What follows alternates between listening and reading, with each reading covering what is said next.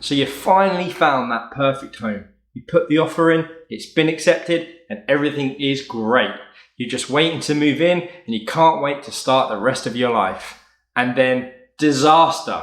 It all falls apart.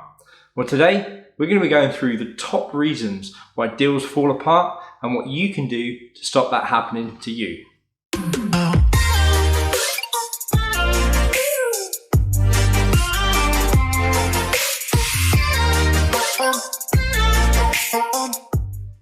So the most common reason any deal falls apart is because of the home inspection. Something comes up in the home inspection and we just can't get past it.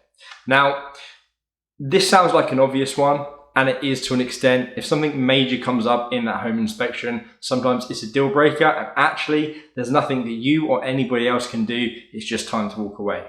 But other times it comes down to just being a bit more pragmatic. Sometimes there are minor issues that come up in a home inspection, and it's very important that you're focusing on the big ticket items. If there's something small, don't get too hung up on it. Of course, you and your agent should be going back and you should be trying to renegotiate at every opportunity you can to try and get a little bit more value.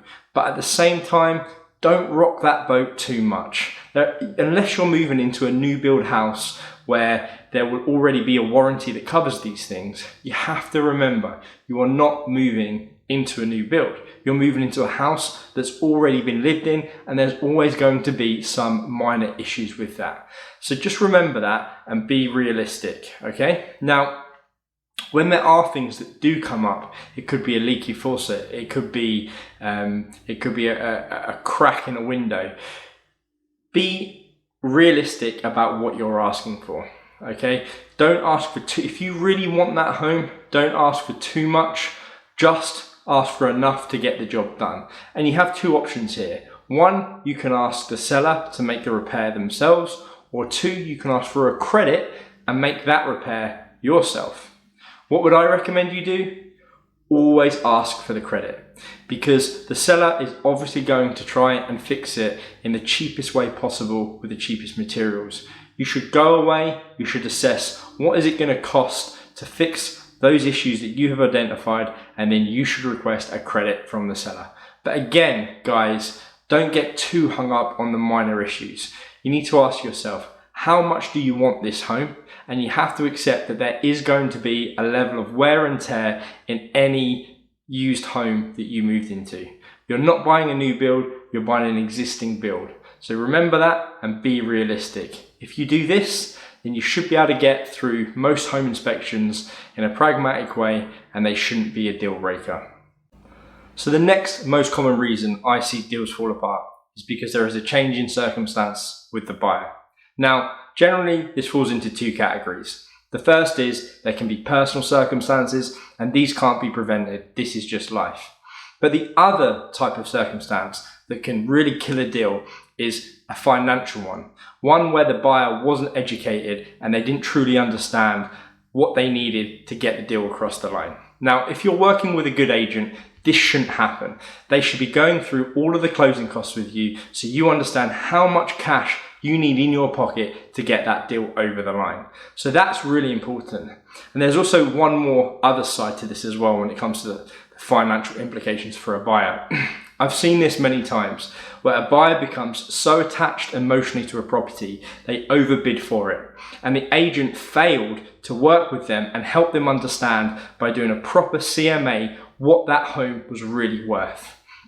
So what ends up happening is they end up bidding on a home, it ends up getting accepted, and then within a week or two, they've realized that they've massively overbid and overpaid on that property.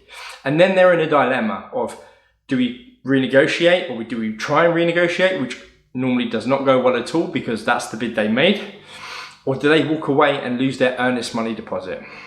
The earnest money deposit is usually around about 1% of the value of that home. And a lot of the time, when buyers realize that they have overpaid significantly on the home, it's better for them to walk away and lose the deal and lose the 1% than pay and close on the offer that they originally made.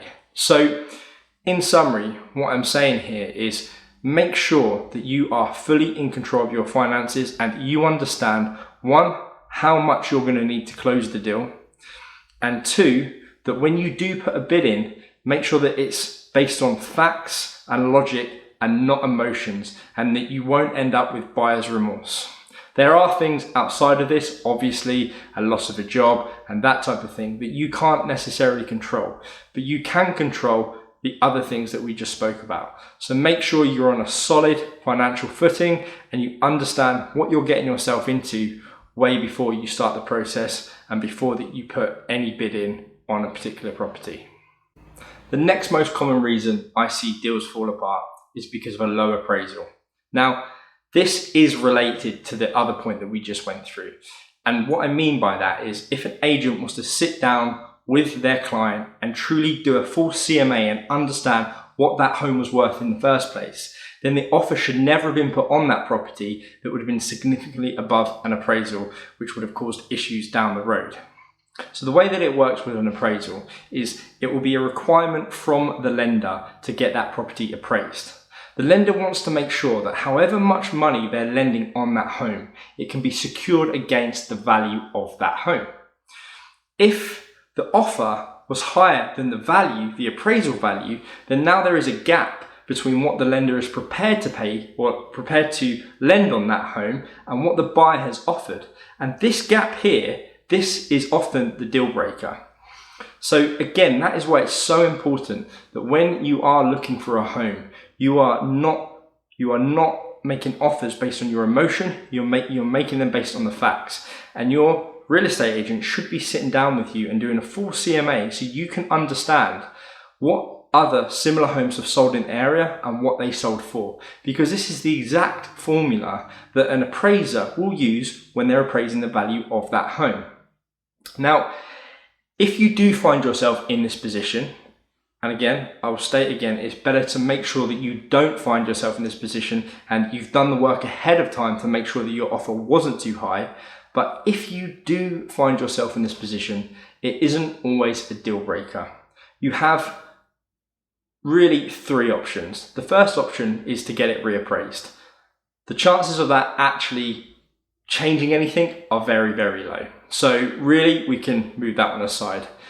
The other two options are either the buyer needs to make up the difference in cash and they need to find the extra funds. Sometimes when you're working with a very good lender, this can be done by reducing the down payment or the value of the down payment and increasing and putting that variance against the gap there. Or the alternative is to renegotiate with the seller and try and get the price down. Now, there is no rule of thumb as to which one of those happens more often. It's normally about being pragmatic and who wants it more to get that deal across. But again, if you make sure that you take the right approach from the very start, that you understand what that home is truly worth and you only make that as an offer, you won't find yourself in this position. The next issue that can really kill a deal is an issue with the title. So when you make an offer and it's accepted, it will go through the closing process. And if you are borrowing or a lender is funding the deal for you, then they will do a title search with the closing company to make sure there are no outstanding liens or judgments against that property. Usually this isn't an issue, and rarely do we see liens and judgments against a property that stop a deal happening before it does. However, it does happen. In this scenario, your options are limited. You basically have two options. One, to walk away from the deal. You'll get your earnest money deposit back and you just find another property. Or the other is to work with the seller and see if you can get those liens addressed and paid off. But really, this is something that there's not much you can do outside of those two things. And if there are issues with the title, more often than not, it's better to get your earnest money deposit back and just walk away. Okay guys, so there you have it. They're the top reasons why I see deals fall apart and what you can do to stop that from happening to you. If you've got any questions, drop me a comment or send me a message and I'll get right back to you.